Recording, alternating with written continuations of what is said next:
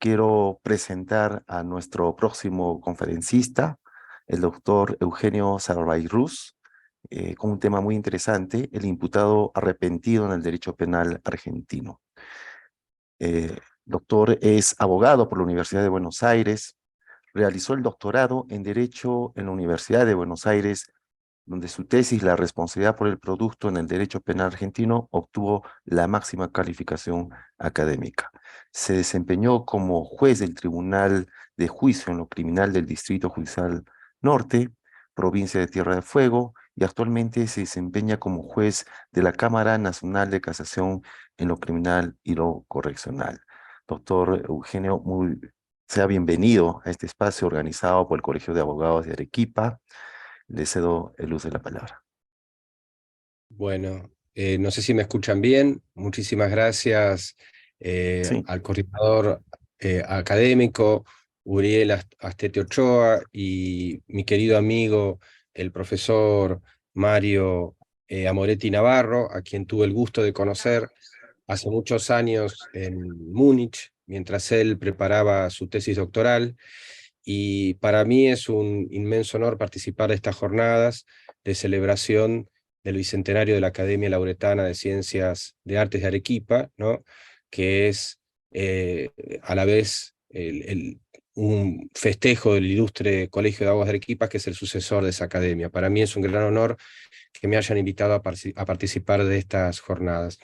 El tema que yo elegí, creo que ustedes podrán corregirme después, pero lo que he percibido por las ponencias y lo que se viene discutiendo en el Congreso es quizás la importación a nuestros derechos, hablo del derecho latinoamericano en general, de ciertos institutos que provienen de una tradición jurídica por lo menos distinta a la nuestra, ¿no? Más del derecho anglosajón, cuya introducción en nuestros sistemas con una tradición europeo continental ha generado problemas, ¿no?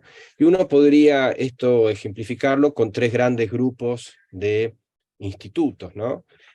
Por un lado, los que tienen que ver con los acuerdos en sentido amplio, desde la persona imputada que pacta con la fiscalía lo que correctamente se debería denominar un procedimiento abreviado, es decir, los deals la plea bargaining del derecho estadounidense, es decir, el acuerdo donde reconoce la culpabilidad.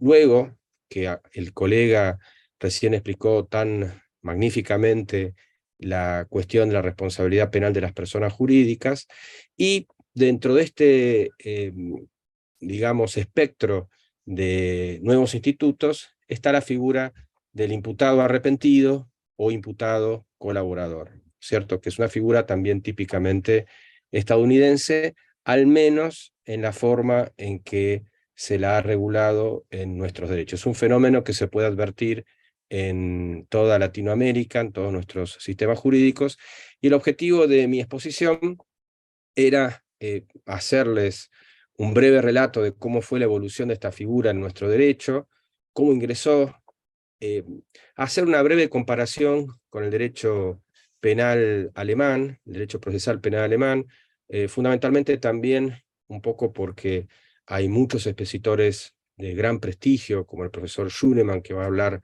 en este congreso, en este magnífico congreso, y porque, como decía recién con el profesor tan apreciado Mario Amoretti, hemos estudiado en Alemania, bueno, y esta influencia para nosotros es de algún modo ineludible. Entonces voy a hacer algunas breves comparaciones de la regulación alemana y la regulación por lo menos en Argentina. En este sentido, voy además posteriormente a contarles un poco cómo es el régimen procesal penal de nuestro país, que es difícil de explicar, ¿no es cierto?, por la característica que tiene de su particularismo, y cómo, digamos, la incorporación de la figura del arrepentido o colaborador no fue quizás acompañada por un estudio más preciso de las reglas procesales que deberían acompañarlo, y los problemas que se han planteado y cómo se podría interpretar esto para el futuro. Hecha esta breve introducción, les voy a contar un poco la evolución de esta figura en nuestro derecho. Lo primero que hay que decir que el derecho penal argentino siempre conoció alguna forma de arrepentimiento, ¿no? Es decir, la misma tentativa es una forma de arrepentimiento, pero había, y existen, todavía están vigentes, ciertos artículos en el Código Penal, en general vinculados con los delitos que tienen que ver con la seguridad de la nación, es decir, en particular la traición, algunas formas de la traición a la patria, donde si la persona que participa en esa conspiración para traicionar a la patria, es decir, para pasarse al bando enemigo en tiempo de guerra, si antes de haber comenzado el procedimiento revelaban la existencia de esa conspiración. Esto implicaba algún tipo de reducción de la pena o directamente la exhibición. Esto también lo preveía otra regla del año 1950 sobre espionaje y sabotaje. Es decir, dada la gravedad del delito, se admitía esta posibilidad de arrepentirse antes de que el procedimiento comenzara, pero vuelvo a insistir con el tema de la gravedad del delito. Pero esto es el Código de 1921 que este año celebramos en Argentina sus 100 años de entrada en vigencia. Sin embargo, lo que podemos decir que la nueva era de esta figura de la persona arrepentida o colaboradora comienza con los delitos del narcotráfico, ¿no? Y esto es en el año 1995, cuando se introducen dos artículos en la ley que justamente reprime el tráfico de estupefacientes y va a eximir de pena, uno de esos artículos que se incorporan en el año 1995, utilizando una técnica parecida al artículo 217 del Código Penal, este que les contaba de la traición a la patria, eximía de pena a quien revelaba la confabulación para cometer algunos de los delitos castigados como tráfico de estupefacientes, así como a quien espontáneamente impedía la realización del plan. Y después, otro artículo que también se incorpora en esta ley, premiaba con una importante reducción de pena a la persona imputada que revelaba la identidad de coautores, partícipes o encubridores de los hechos investigados o conexos, o se aportaba información útil para secuestrar sustancias cuyo consumo y comercialización penaba esa ley. Unos años después, el Parlamento argentino va a sancionar una ley sobre reducción de penas a quienes colaboran en la investigación de hechos de terrorismo, que aquí no es una ley que modifica el Código Penal, sino que fue considerada una norma complementaria y está estrechamente vinculada con dos atentados que conmovieron a la sociedad argentina en la década de 1990. El atentado contra la Embajada de Israel en 1992 y el perpetrado contra la Asociación Mutual Israelita Argentina, la AMIA, en 1994. Esta ley definía los actos de terrorismo y premiaba también, reduciendo la escala penal de quien colaboraba, antes del dictado de la sentencia, y esa colaboración tenía que ser eficaz con la investigación. Es decir, ya ahí la ley comenzaba a incorporar alguna característica. Y también en todas estas leyes se va a advertir siempre esta misma técnica legislativa, ¿no? Para obtener ese beneficio, la reducción de la pena, la persona imputada debe brindar información esencial para evitar la consumación o continuación del delito o la realización de otro, o ayudar a esclarecer el hecho investigado u otros conexos. Era condición necesaria que el delito en que estaba involucrado el imputado fuera más leve que aquel respecto del cual brindaba información o colaboración. También era posible otorgar esa disminución de la sanción si la información brindada permitía acreditar la existencia de la asociación ilícita o desbaratar sus actividades. Es decir, estos elementos que estoy mencionando van a repetirse en la legislación posterior. Es decir, el proceso que se abre a partir de 1995 es la incorporación de más delitos, ¿no es cierto?, a esta figura del arrepentido o colaborador. En 2003, esta ley, como les decía, era el año 2000, la posterior va a ser del año 2003, la 25.742, lo va a agregar para ya en la parte general y lo va a incluir para los delitos de secuestro, ¿no? Y lo interesante acá es que ya deja de estar en leyes especiales, sino que la figura pasa a integrar el capítulo del Código Penal que regula la medición de la pena, ¿no? Los dos artículos fundamentales del Código argentino para medir la pena son los artículos 40 y 41.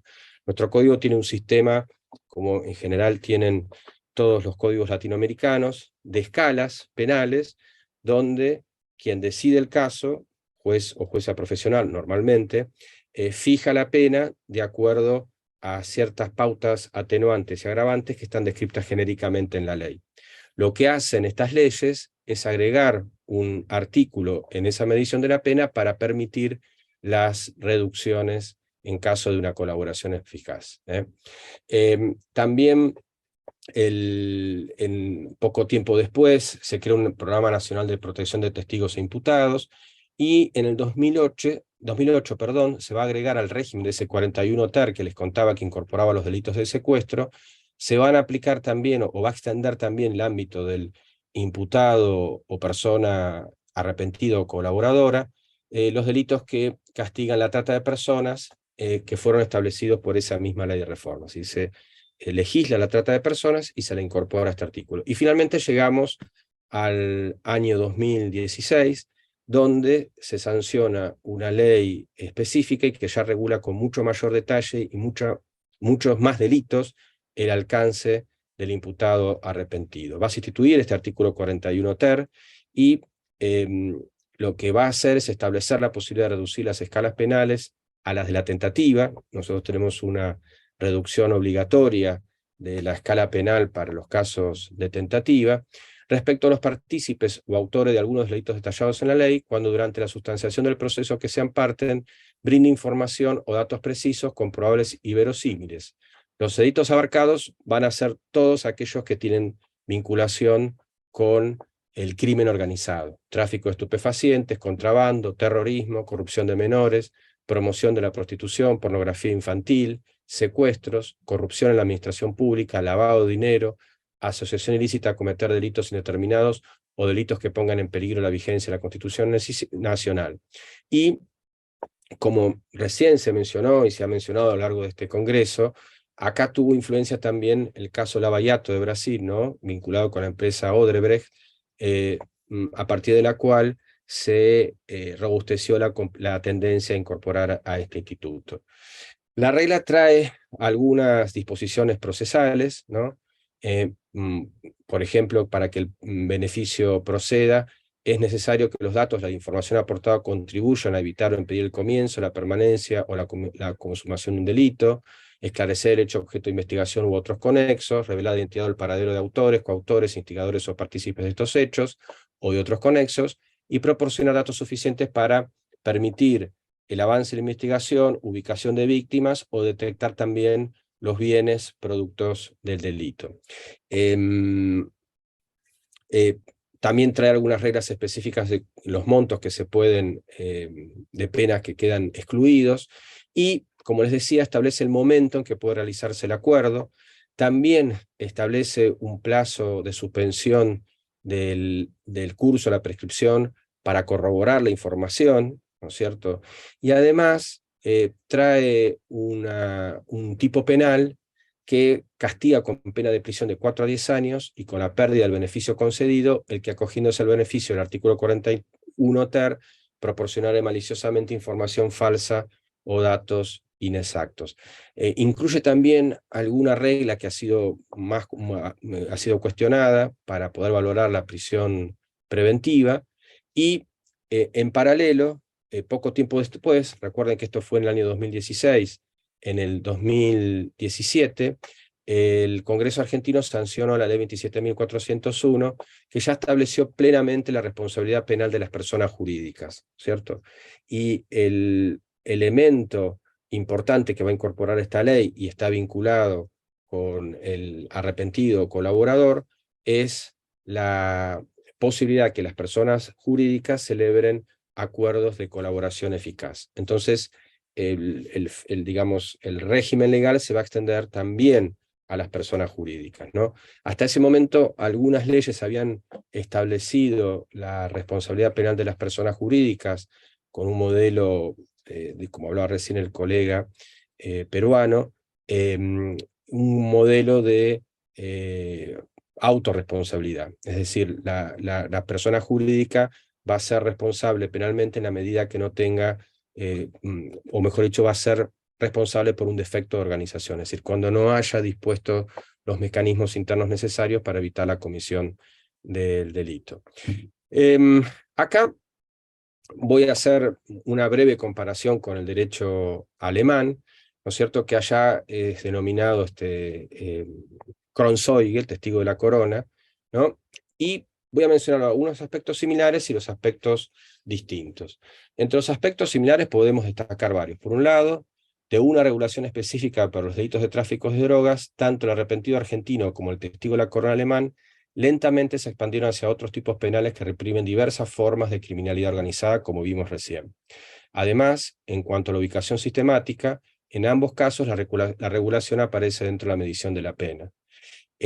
También, esto es interesante destacarlo, ambos ordenamientos jurídicos establecieron un tipo penal específico para sancionar al arrepentido o testigo de la corona que brinda información falsa. También hay una regla de preclusión en uno y otro ordenamiento, y es decir, hasta el momento, una regla de preclusión en el sentido hasta qué momento se puede realizar la colaboración, y hay también, que se dio en nuestro país, una discusión en torno a la, digamos, denominación de este instituto. Hay muchos autores que prefieren hablar, principalmente Alberto Nanser, que es doctor en Derecho por la Universidad de Buenos Aires, que él prefiere hablar de imputado colaborador o persona imputada colaboradora, porque es preferible a la expresión arrepentido, porque en realidad el arrepentimiento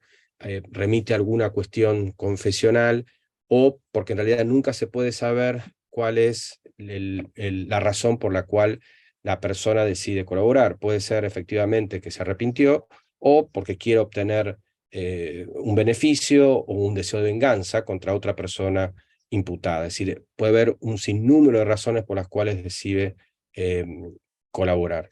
También en Alemania esto es criticado, la denominación de Kronzeuge, el testigo de la corona, porque en realidad debería llamarse testigo de la fiscalía, ¿no? Esto lo plantea el profesor Cayambos. En cuanto a las diferencias, la regulación argentina unificó las reglas del llamado imputado arrepentido, es decir, derogó el régimen específico de la ley de estupefacientes, mientras que en Alemania se mantuvo.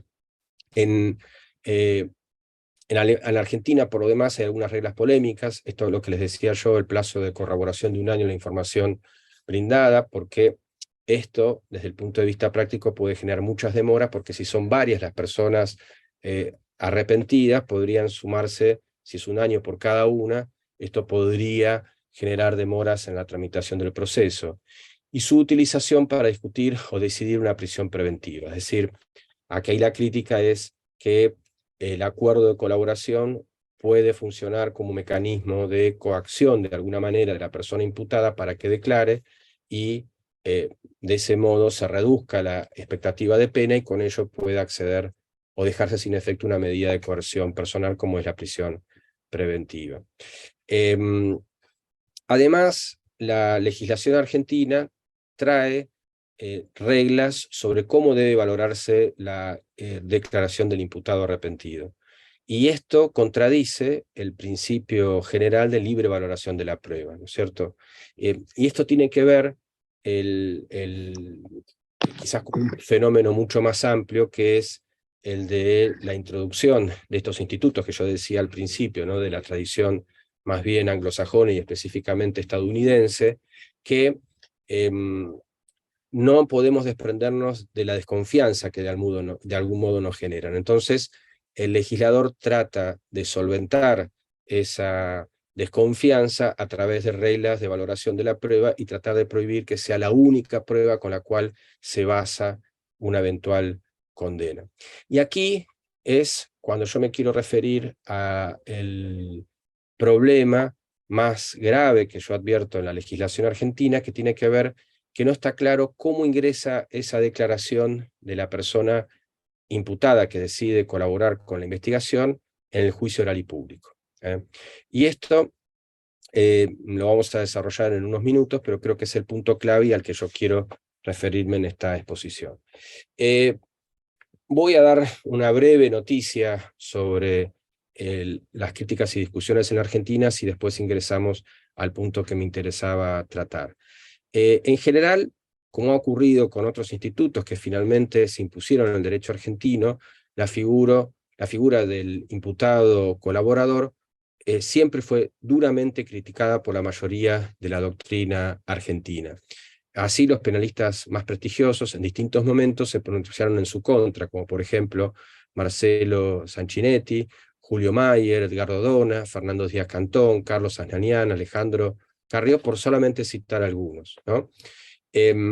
Incluso, si ustedes tienen ganas y les interesa, en internet se puede acceder al dictamen que el profesor Sanchinetti hizo cuando él compareció ante el Senado argentino y criticó esta figura, y la compara además con la figura del Kronzeuge alemán, y es un trabajo, como todos los que realiza Sanchinetti, con mucha profundidad y mucha agudeza, ¿no? Sin embargo, esto, digamos, la principal crítica siempre ha sido la violación del principio del nemo tenetur, que existe de alguna forma coacción y que se obliga a la persona a declarar en su contra, los principios de culpabilidad y de igualdad ante la ley, porque lo que dicen que algunos autores que al aplicarse solamente para algunos delitos, esto excluiría a otros y esto podría ser también un supuesto que vulnera ese principio de igualdad. Eh, los autores o quienes han defendido esta clase de institutos utilizan los argumentos tradicionales que conocemos, ¿no es cierto? Es decir, que el Estado actual no es más el del siglo XIX, ese Estado poderoso frente al individuo, sino que es un Estado que tiene que enfrentar grandes organizaciones criminales. Y uno de los mecanismos es este, junto con el agente encubierto, el revelador y el informante. Como ven, la discusión en Argentina no es muy distinta a la que se produce en todos nuestros países y como le ha ocurrido, por ejemplo, también en Alemania.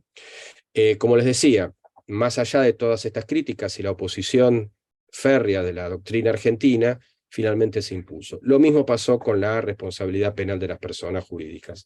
Los juristas más relevantes de nuestro país estuvieron en contra, pero finalmente, en la misma época, como vimos recién, terminó incorporándose definitivamente a nuestro derecho.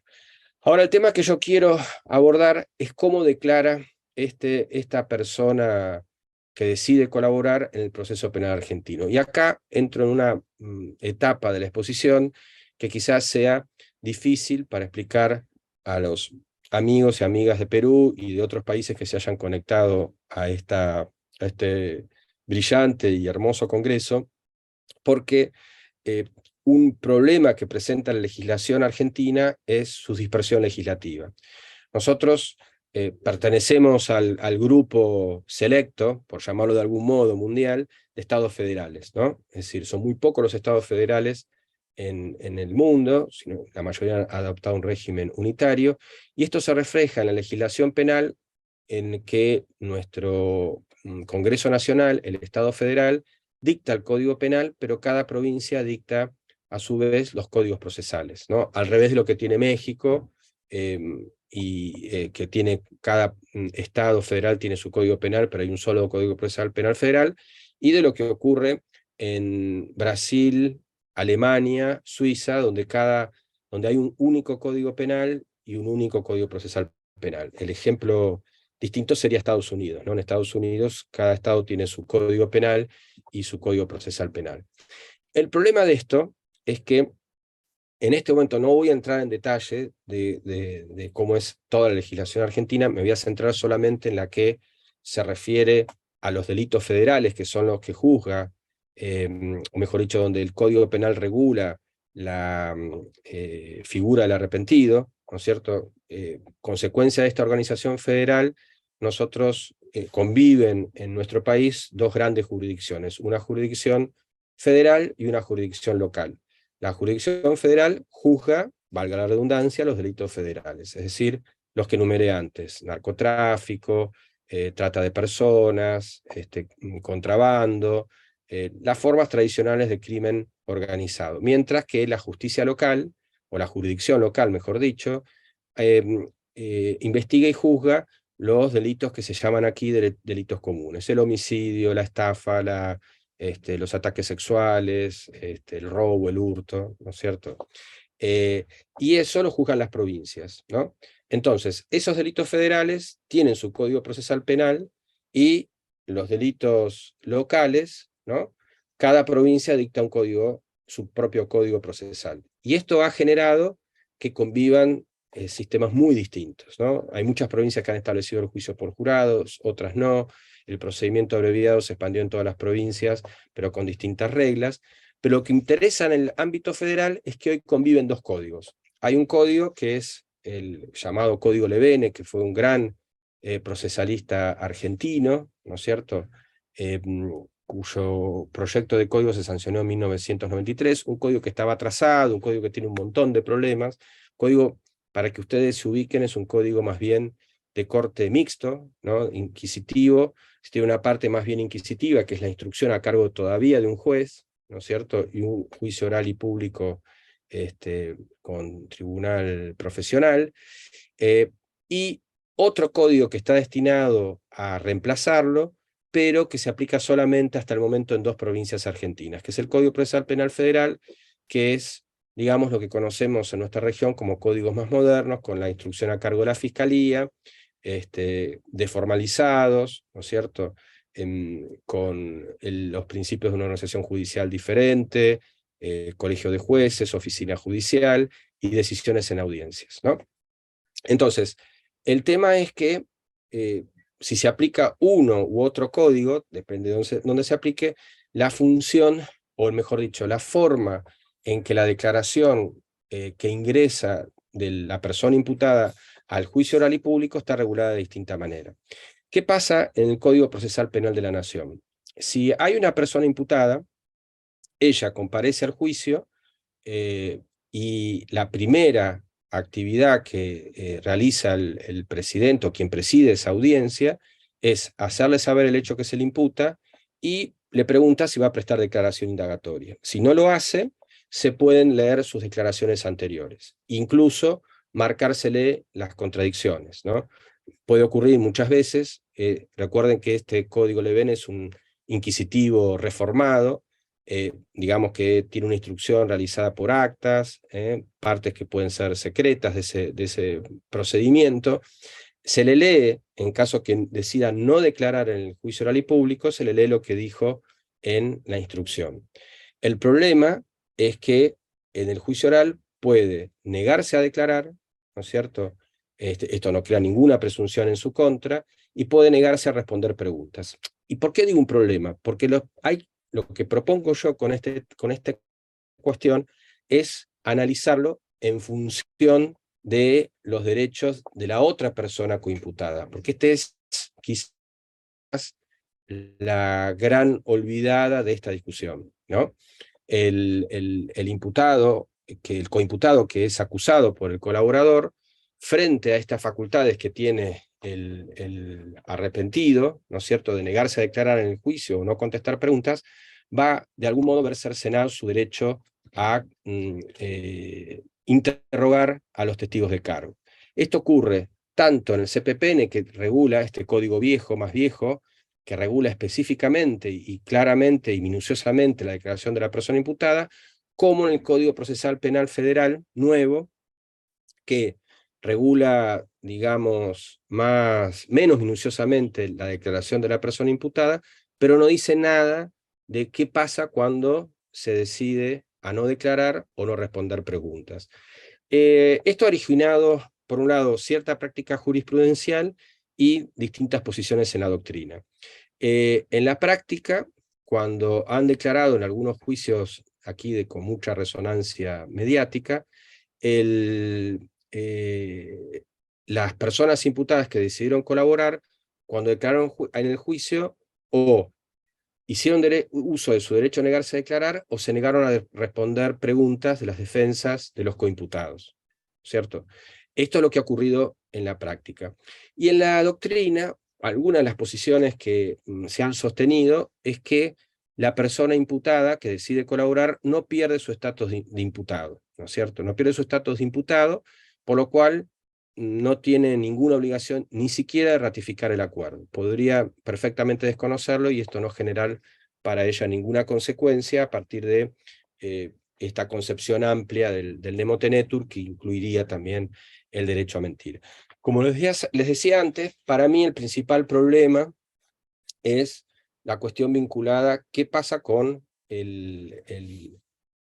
la persona coimputada.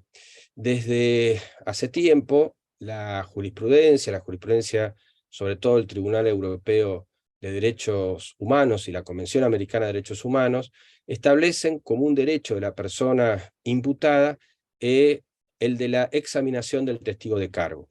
En este sentido, siempre la declaración del coimputado, producto de esta, digamos, de algún modo interés en el resultado de la causa, siempre fue mal vista por la jurisprudencia, ¿no? La jurisprudencia de la Corte y la doctrina siempre decía que a lo sumo quien declaraba como coimputado sus manifestaciones eran un indicio que necesitaban otras corroboraciones para tener valor.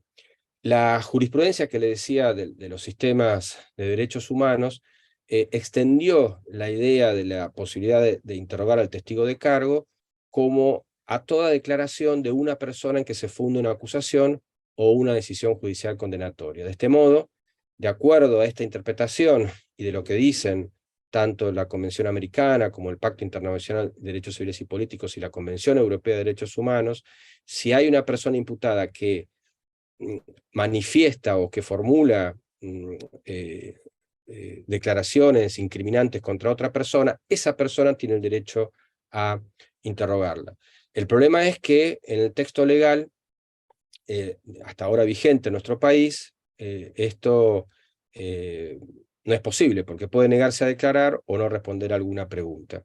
Y aquí, yo en un pequeño trabajo que escribí sobre este tema, recordé una discusión muy grande que hubo en Alemania en los años 70, en la década de 1970, a partir de unas críticas que hacía Karl Peters. Karl Peters, uno de los procesalistas más importantes alemanes, y él criticaba lo que en Alemania se conocía como la teoría del cambio de roles. Es decir, justamente para transformar al coimputado en testigo, se separaban las causas, y entonces, donde había dos personas imputadas, una pasaba a ser testigo en una contra la otra, porque, entre otras cuestiones, en aquel momento el testimonio también tenía un valor epistemológico mucho más grande que el que tiene hoy. Ustedes saben que a partir de todas las investigaciones sobre ADN y los trabajos sobre psicología del testimonio, hoy yo les diría que el testimonio es una de las pruebas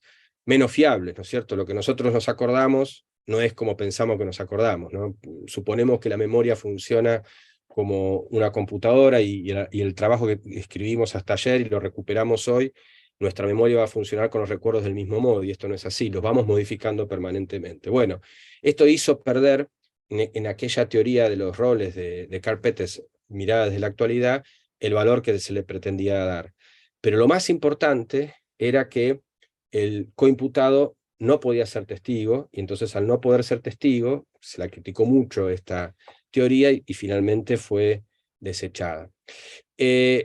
Acá viene un poco entonces el cierre de mi exposición y una propuesta a lo que habría que hacer. Yo creo que el gran problema que tenemos en general, me parece, hablo del derecho argentino y creo que esta idea que les voy a mencionar podría extenderse al resto de nuestros países latinoamericanos, esta importación de mecanismos de otra tradición jurídica, lo hacemos a medio camino. Yo creo que si el imputado colaborador, o mejor dicho, alguien decide colaborar, delegue el acta, es decir, de lo que está incluido en los acuerdos que se realizan, debería establecerse una cláusula por la cual esa persona se comprometa a declarar en el juicio y responder las preguntas. Esto para garantizar el derecho del coimputado, ¿no es cierto? Y la otra alternativa sería de lege ferenda, es decir, de modificación de la legislación, que sea directamente testigo, ¿no? Porque si ustedes observan, yo lo mencioné quizás a la pasada, pero cuando se introdujo esta nueva figura, se modificó el Código Penal y se estableció también un tipo penal para el informante o el imputado colaborador que pasa o que suministra información falsa. Y la pena es la misma del falso testimonio. Es decir, pasa a ser en los hechos, desde el punto de vista típico, desde el punto de vista penal, está asimilado al testigo, pero no se lo llama testigo. Porque siempre tenemos esta cuestión del nemo tenetur, ¿no? Entonces, para cerrar mi exposición, creo que la introducción de esta figura, el principal problema que trae y que no fue analizado lo suficientemente, me parece a mí, cuando se sancionó la ley, es qué pasa con respecto a los otros coimputados que son señalados en esa declaración y su derecho de confrontarlo o examinar a este testigo o a este declarante de cargo, para decirlo en sentido amplio. Y aquí habría dos alternativas: o incluimos en los acuerdos esa posibilidad, digamos, como un compromiso que asume la persona que decide colaborar, o bien se lo convierte en testigo como lo hace la legislación alemana. Así que bueno, espero haber sido lo más claro posible. Yo vuelvo a agradecer la enorme posibilidad que me han brindado mi querido amigo Mario Moretti y todos los organizadores que han podido realizar este congreso que, por lo que veo, sale maravillosamente. Y bueno, mandarles un abrazo enorme y ojalá pronto nos podamos encontrar aquí o en Perú para saludarnos personalmente, y bueno, y quedo a disposición de ustedes para cualquier pregunta o cuestión que quizás yo pueda aclarar o dejar más clara mi exposición. Muchísimas gracias. Bien, muchas gracias, doctor Srabayuruz. Vamos a dar espacio a la ronda de preguntas. Invito a todos los asistentes a poder realizar las preguntas a través del chat, o de lo contrario, también la pueden hacer directamente.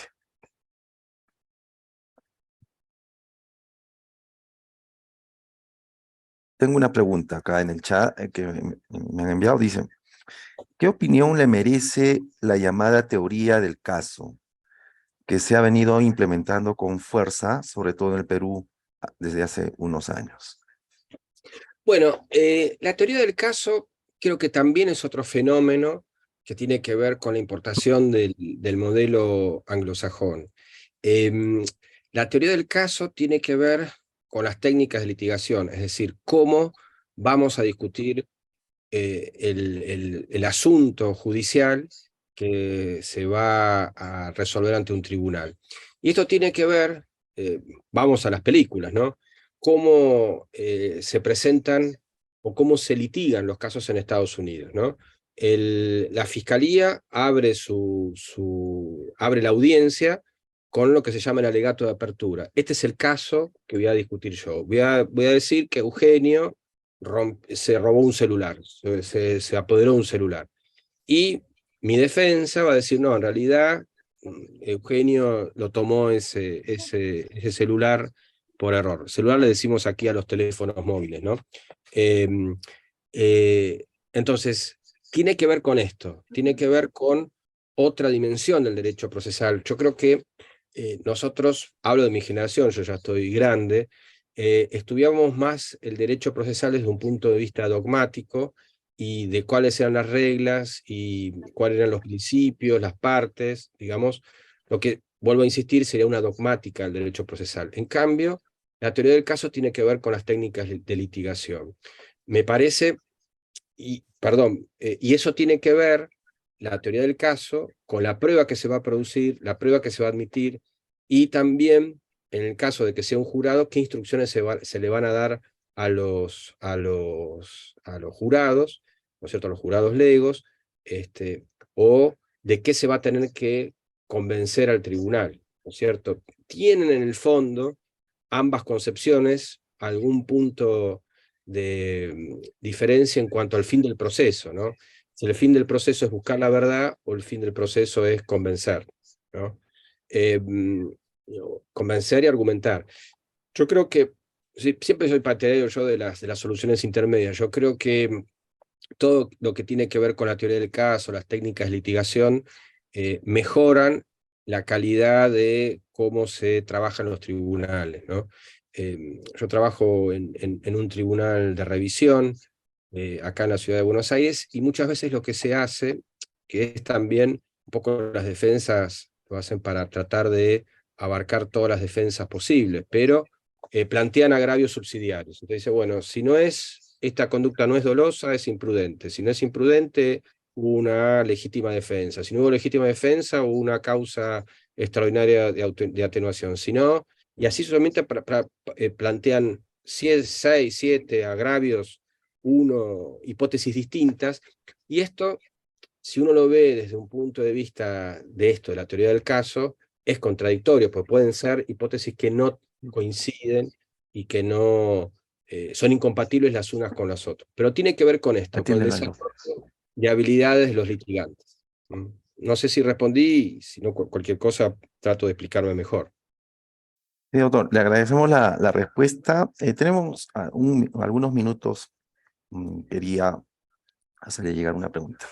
Como se ha estado implementando esta figura en muchos de los modelos procesales penales latinoamericanos, siempre llegan a afectar la forma en que se ve estos procesos, pero también hay encuentros muchas veces entre los órganos jurisdiccionales, los jueces y los abogados, porque parametran de alguna forma las intervenciones que tienen los abogados y hay algunos encuentros. De su perspectiva, usted es juez, eh, ¿ha tenido esos inconvenientes o cómo se debería, por supuesto estamos en desarrollo todavía, se debería tener en cuenta esa libertad que la vemos en el modelo anglosajón, que difiere muchas veces de nuestros propios modelos procesales? Sí, yo creo que, bueno, ahí lo ideal siempre sería tener mecanismos, porque, digamos, todo lo que está rondando en estos sistemas, porque el imputado colaborador, arrepentido, como querramos llamarle, eh, forma parte de ese fenómeno más grande que decía es los acuerdos, ¿no? Y siempre está la discusión subyacente si puede haber un acuerdo en un contexto donde alguien es imputado de un delito, ¿no es cierto? Por todo lo que esto significa, ¿no? Si aceptamos que es posible esto, ¿no? Quizás el tránsito en esos acuerdos deberían ser rodeados de las mayores garantías de transparencia, sobre todo, es decir, que han sido garantizar que la persona que decide colaborar lo haga libremente, ¿no? Lo mismo cuando decide hacer un acuerdo de procedimiento abreviado, donde reconoce su responsabilidad o decide no hacer el juicio porque pacta una pena, ¿no? Yo creo que esto es el punto, ¿no? Que esté garantizado de las mejores o las mayores posibilidades de transparencia, y estos básicamente son audiencias, ¿no? O sea que me parece que los y las jueces tienen que estar apartados de esto, tiene que ser en todo caso una cuestión entre fiscalía, entre quienes acusan y las personas imputadas, y el tribunal tener una función fundamentalmente de control del desarrollo de esos acuerdos y de garantizar la mayor transparencia posible. Que esto, en los códigos que todavía, como el Código Procesal Penal de la Nación Argentino que les contaba antes, conservan la figura del juez de instrucción, pueden afectarlo de algún modo, porque el juez está dirigiendo la instrucción y él puede promover también este tipo de acuerdos, ¿no? Me parece que lo mejor es que, eh, digamos, mantenga esa posición clara de tercero, como diría perfecto Andrés Ibáñez, de tercero en discordia, ¿no? De tercero imparcial. Ese creo que sería el gran punto. ¿Eh? Bien, doctor, muchas gracias. Hemos tenido la presentación del doctor Eugenio Salvaire-Cruz de Argentina, a quien le agradecemos mucho su participación. Le damos también los saludos nuevamente de nuestro decano, nuestra junta directiva y de todos los abogados de Arequipa, esperándolo tener próximamente en otro evento y con la ponencia brillante como lo ha tenido hoy día. Muchas gracias, doctor. Muchísimas gracias, que sigan bien y gracias por el honor de haberme permitido participar en esta hermosa jornada. Gracias. Muchas Gracias, gracias. Eugenio, gracias. Gracias, Mario. Un gran abrazo. Bien, tenemos la presentación ya de la siguiente conferencia.